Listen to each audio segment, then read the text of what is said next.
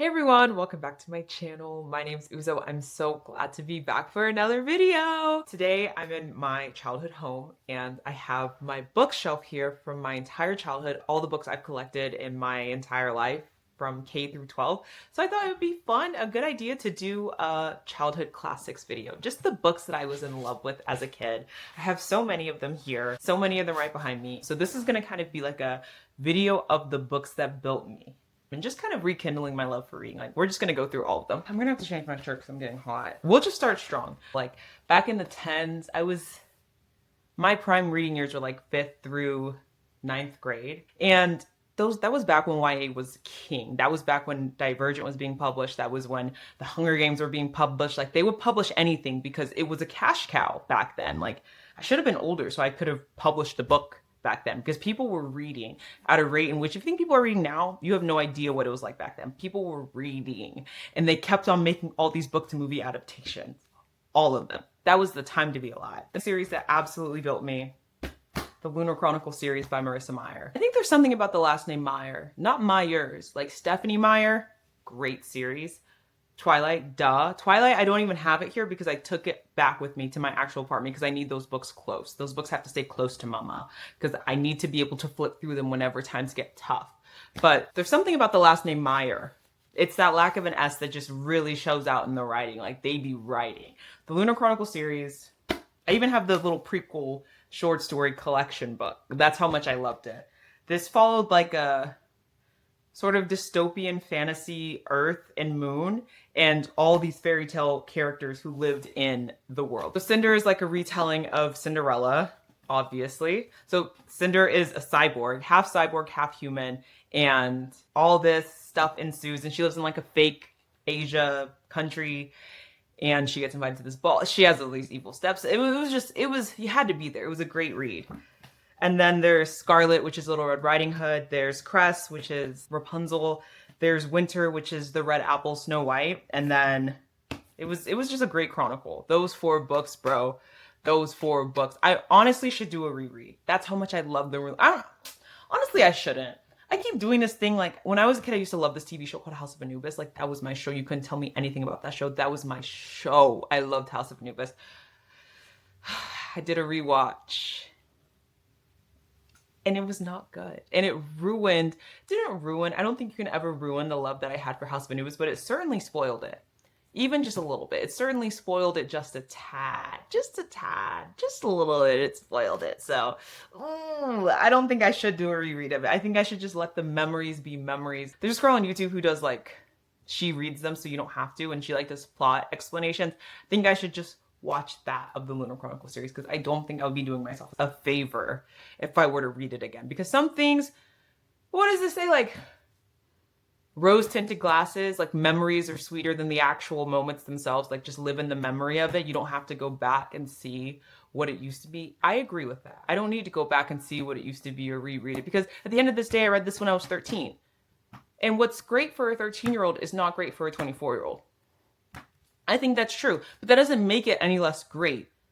You know what I mean? Things that are made for preteen or tween audiences, they're not supposed to be good to adult audiences. They're supposed to be written with the teenage girl in mind, and I just really feel like this series was written with the teenage girl in mind. It was an epic. It was amazing. It was lovely. It was fabulous. It was exciting. It was everything it needed to be. I hear Stephenie Meyer, she also wrote like a superhero retelling series that I really want to read. I never got into it back when I should have gotten into it. High school was brutal. I don't think I've ever worked harder in my life than I did in high school. I was grinding every single day to get that scholarship to go to college. And I did, so it paid off. I don't ever regret working super hard in high school. It changed my life. But because of that, I didn't read as much as I could have in 9th through 12th grade. I could have read more. Middle school was my year for reading. There's also Heartless by Marissa Meyer. This isn't a part of the Lunar Chronicle series, but I did still really love it. It's not set in the world of the Lunar Chronicle series, but it's like a retelling of, what's her name? The Queen of Hearts. I don't know if there's anything to tell about the Queen of Hearts. I mean, I guess from Alice in Wonderland. It's a retelling of the Queen of Hearts from Alice in Wonderland. Let me read the description. Catherine may be one of the most desired girls in Wonderland and a favorite of the unmarried king, but her interests lie elsewhere. A talented baker, she wants to open a shop and create delectable pastries, but for her mother, such a goal is unthinkable for a woman who could be queen. At a royal ball where Kath is expected to receive the king's marriage proposal, she meets a handsome and mysterious Jest. For the first time, she feels the pull of true attraction. At the risk of offending the king and infuriating her parents, she and Jest enter into a secret courtship. Kath is determined to choose her own destiny, but in a land thriving with magic, madness, and monsters, fate has other plans. So this is like a origin story for how the Queen of Hearts turned evil. And it was really good, if I remember correctly. Let me read the description for Cinder. Even in the future, the story begins with once upon a time. Humans and androids crowd the ruckus streets of New Beijing. A deadly plague ravages the population. From space, a ruthless lunar people watch, waiting to make their move. No one knows that Earth's fate hinges on one girl. I wonder who that girl is going to be. 16-year-old Cinder, a gifted mechanic, is a cyborg. She's a second-class citizen with a mysterious past and is reviled by her stepmother. But when her life becomes intertwined with the handsome Prince Kai, she suddenly finds herself at the center of an intergalactic struggle and a forbidden attraction. Caught between duty and freedom, loyalty and betrayal, she must uncover secrets about her past in order to protect the world's future. Because there's something unusual about Cinder, something that others would kill for. Oh my gosh. Like, imagine you're 14 and you hear that, bro. That's compelling. That's compelling. I'm compelled.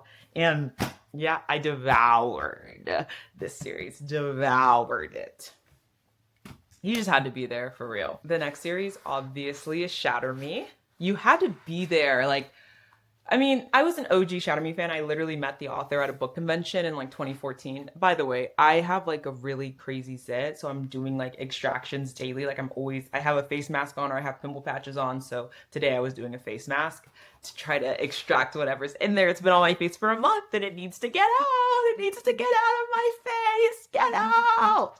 But anywho, so that's why I have like this, not on my entire face, but just like a little 1-inch patch of a face mask on right now because there's a zit that's been ruining my life. Ha ha ha. And I need it out of my face. Ha ha ha. But anywho, back to the Shatter Me series. I was an OG fan of Shatter Me. I devoured these books way back when. Like, I remember reading, I was doing one book a day. Like, I would sit down and chew this book. Loved this book series. I didn't know she was still writing more books. My friend Tina, I talked about this on my TikTok, and Tina was like, you need to read the last books. Like, apparently it gets crazy. Apparently, people are saying that the last few books are even better than these ones. So we'll have to see. I doubt they'll be on Kindle Unlimited, but if they are on Kindle Unlimited, I'm gonna have to get a copy of them because this series, I mean, I think I'm going to have to do a reread of the series anyways. I remember the MMC, like the main love interest guy of this series was like, he was him back then. Like, I don't know if I'm remembering this correctly, but I feel like there was a love triangle switch up. So like the first book, you thought that the guy that she was with was going to be the guy that she ended up with. And then the guy that she actually ended up with was like, you thought he was going to be the bad guy, but he wasn't the bad guy. It was kind of like a Rysand Tamlin thing. So I'm not sure. So I think if I'm not even sure about that, I certainly have to do a reread. So a reread's going to happen at some point, methinks, because Shatter Me, this shit was too good. I wonder what the audiobook is like, because I remember, yeah, there's like a bunch of stuff that's crossed out. So like the first, I've been locked up for 264 days. You're getting and then cellmate is crossed out and it says roommate, they said to me. Let me read the description of Shatter Me. No one knows why Juliet's touch is fatal. The reestablishment has plans for her. Plans to use her as a weapon. But Juliet has plans of her own. After a lifetime without freedom, she's finally discovering a strength to fight back for the first time and to find a future with the one boy she thought she'd lost forever. In this electrifying debut, Tahara Mafi presents a riveting dystopian world, a thrilling superhero story, and an unforgivable heroine. Okay. This book also was a favorite of mine. It still is. I like reread the first and the second book all the time because it's such a short read. Like, this is the mass market paperback of it. RIP mass market paperbacks. They were amazing. Like, you could just put this in your back pocket. It was amazing. This is by Meg Cabot. Meg Cabot authored my childhood. Like, I have so many Meg Cabot books just strewn about. I loved the 1-800-WHERE-ARE-YOU series by her. It's literally at my apartment. I brought it with me because I love to read those books. They're like such a comforting read. But that book series is about a girl who gets struck by lightning, and now when she dreams of missing children and knows exactly where to find them. She'll have a dream and then be like, Walter McKinnon is at 307 Wisteria Lane, Wyoming.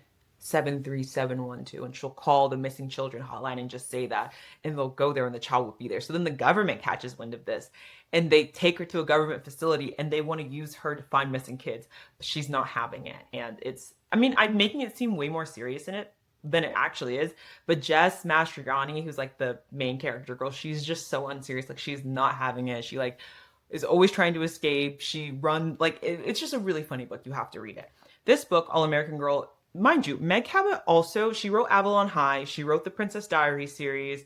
What else did she write? I think she wrote the like concept, like the book that turned into Drop Dead Diva. Like, you know her from your childhood. So much of her stuff has been turned into a movie, adapted into a movie, because she just knows how to write. She knows how to write. I have so many Princess Diary books strewn around my house. And the thing about the Princess Diary series for me is that like I borrowed so many of them from the library and I bought so many of them as well. So like I have like book 3, book 6, book 9, book 2, but I don't have like, they're not in order and they're all different copies. Like some of them are mass market paperbacks, some of them are like hardcovers, some of them are paperbacks. Like it was just whatever for me.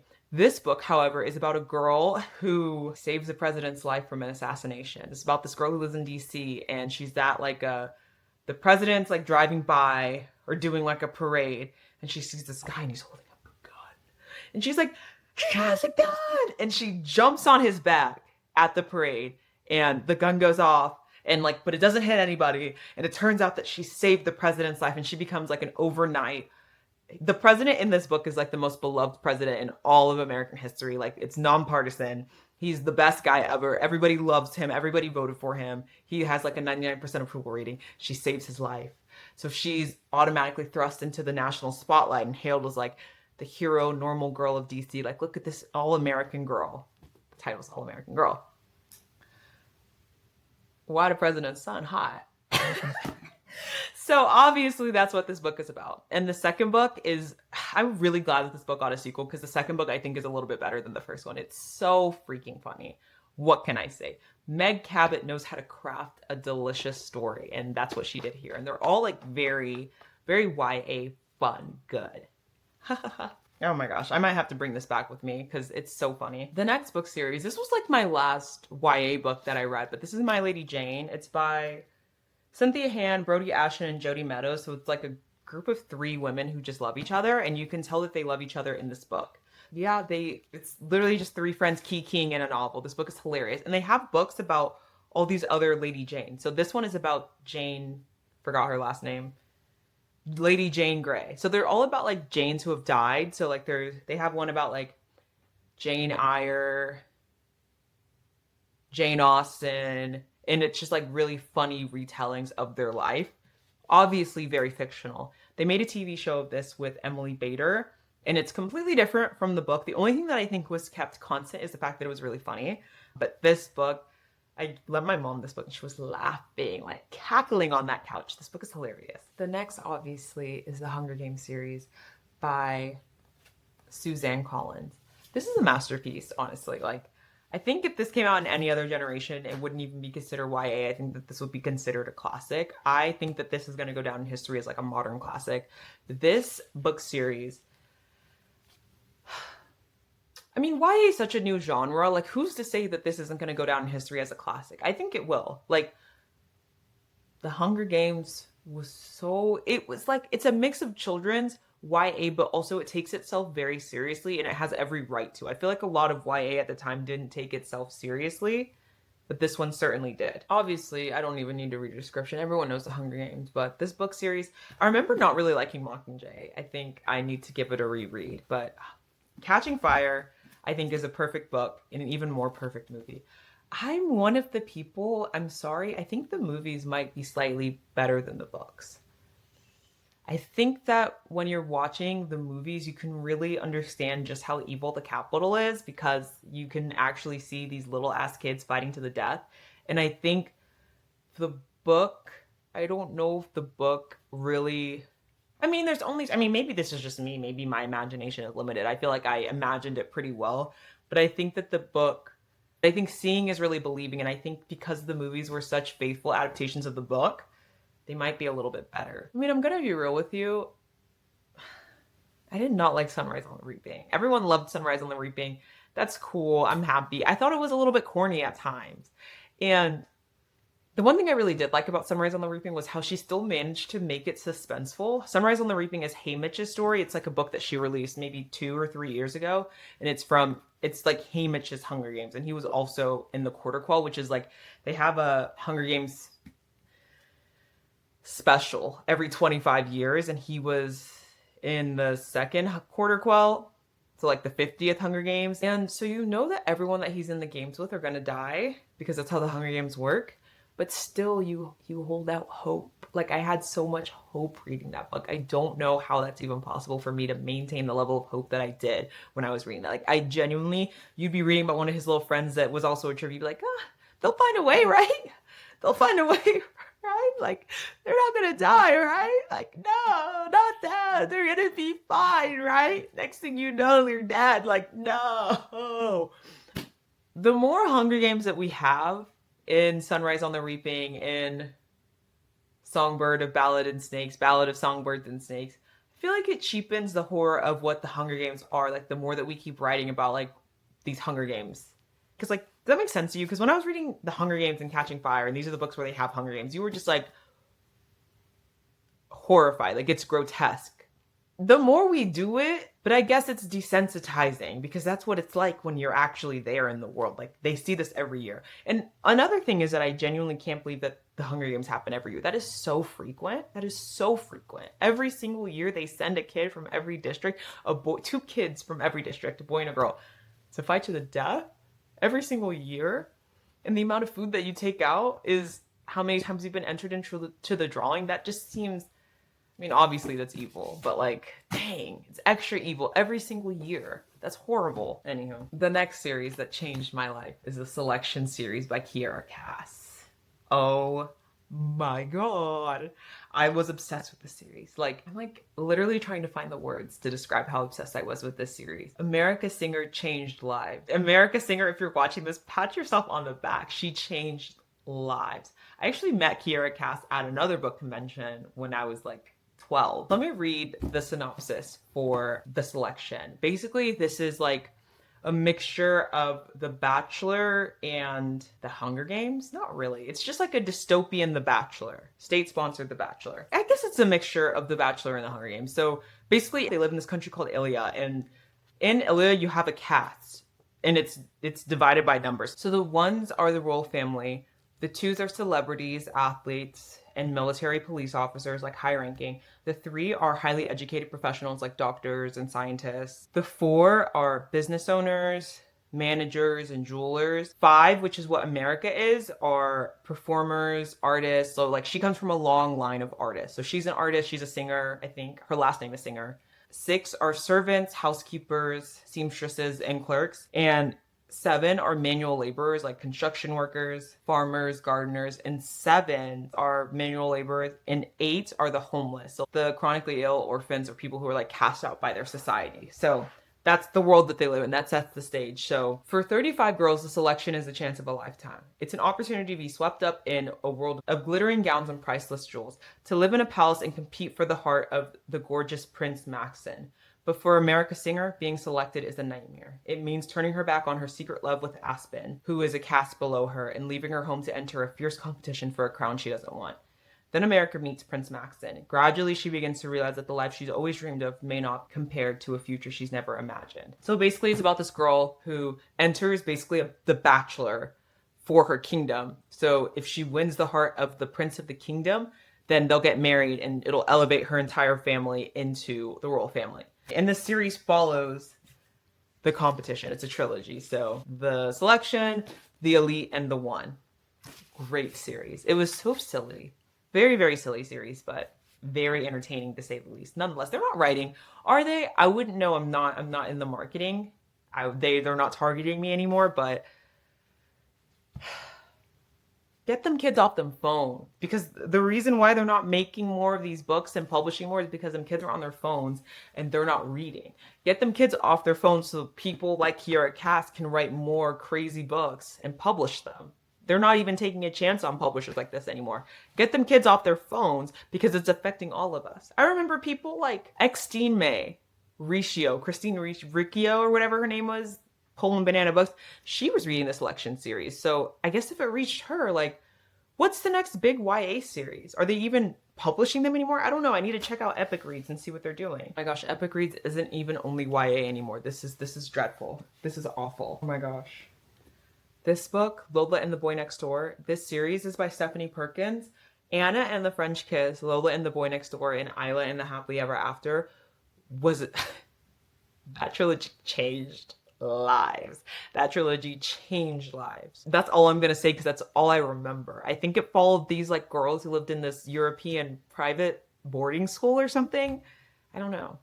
I don't even remember. And they didn't all go to the same school, but somehow they were like all connected. Like maybe one of them was someone's cousin. I don't remember. And they all meet each other in the last book, and it was crazy. It was crazy. And this was my first foray into, you know, like the romance series, and like they are sort of soft launching who the male MMC and the female MMC of the next books are going to be. I didn't know that you could read a series and it wasn't a continuation of the same characters in the next book. I feel like most YA is like the same characters in the next book, in the next book, in the next book. But in adult romance, it's very much like they're just in the same world and it's a different character. And that's something that I kind of dislike about adult romance. Like I'm always looking for adult romance series where it's like the same couple. Like I would like to personally follow the same couple from point A to like point Z. We don't have to be constantly changing up couples. So if you have any recommendations of books where it's the same couple, I would greatly appreciate it. I did just read The Lord of the Fading Lands, which was a great series. It's a great book. There's another book, but I thought it was going to be like they hop around from couple to couple, but it's actually not. It's actually one of those books where it's like literally one couple from point A to point B. There's like 4 books or something in it, and it follows the same couple. So that's very exciting. This needs no announcement. To all the boys I've loved before, to all the boys I loved before, this book series changed lives. The movies, we don't even give Netflix enough credit for how perfect those movies were as well. Those movies, pat yourself on the back. Those movies. And I feel like now the Jenny Han-ification of it all is just like very much attached to The Summer I Turned Pretty, which no shade to The Summer I Turned Pretty, but it doesn't hold a candle to all the boys I've loved before. Let me read the synopsis. Lara Jean keeps her love letters in a hat box her mother gave her. They aren't love letters that anyone else wrote for her. They're the ones that she's written. One for every boy she's loved. 5 in all. When she writes, she can pour out her heart and soul and say all the things she would never say in real life, because her letters are for her eyes only. Until one day. What do you guys think happens one day? I think we know what happens one day. One day, her secret letters are mailed, and suddenly Lara Jean's love life goes from imaginary to out of control. Peter Kay, I still remember Peter Kay. Like, this book series, bro. This book series was crazy. I think I was doing like a book a day of this. I think I just like bought the box set. I don't even remember. I think I bought the first book and then bought the box set and then sent the first book back so they could match. I think. I don't remember. Last but not least, and I think it's so sad that I don't even think I finished the series because I think I just got too old. Ugh. But this is the Red Queen series by Victoria Aveyard. I follow Victoria Aveyard on TikTok. I really like her. I think she's a very funny like internet personality, and I really like her video and all her tips for aspiring writers. Elizabeth Banks was supposed to direct the Red Queen movie. I promise you this book has been picked up and dropped like 20 different times for adaptation. Elizabeth Banks was supposed to direct the Red Queen series. I think it was picked up to be a movie. Oh my gosh. It's on the sticker. You can't refute that. But now they're saying it's going to be on Peacock. It's still in development. It's been in development since at least 2017. That's almost 10 years. And I remember she sold the rights probably when Red Queen came out. If you can tell, all these books are hardcover, which means I got them right when they released. Like, we had like a Red Queen release day party for like the second book that came out. We like literally made our own red crowns, like the cover. That's how much I loved this book series. And the betrayal, actually, I don't think I will. What was it? What was his line? Maven? What was the prince's name? I don't remember. This is about a world that's divided by blood. I'm going to read the synopsis. Mayor Barrow's world is divided by blood. Those with red and those with silver. Mare and her family are lowly reds, destined to serve the silver elite whose supernatural abilities make them nearly gods. Mare steals. Her name is so hard for me to say out loud. Thank God. I just read this in my head. I didn't even know I had this issue. Mare steals what she can to help her family survive, but when her best friend is conscripted into the army, she gambles everything to win his freedom. A twist of fate leads her to the royal palace itself, where, in front of the king and all his nobles, she discovers a power of her own, an ability she didn't know she had, except her blood is red.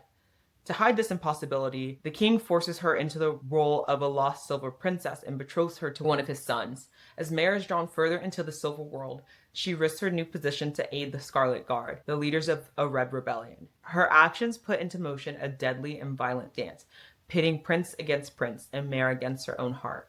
From debut author Victoria Aveyard comes a lush, vivid fantasy series where loyalty and desire can tear you apart, and the only certainty is betrayal. What can I say? What can I say? What can I say? And to think she wrote this in college, she's like never had a job that isn't being a writer because she wrote this in college and got it published right when she graduated. Anywho, these are the books that got me. Thanks so much for watching this video. Make sure you like and subscribe. I don't know, but thank you guys so much for watching this video. I'll see you later. Bye.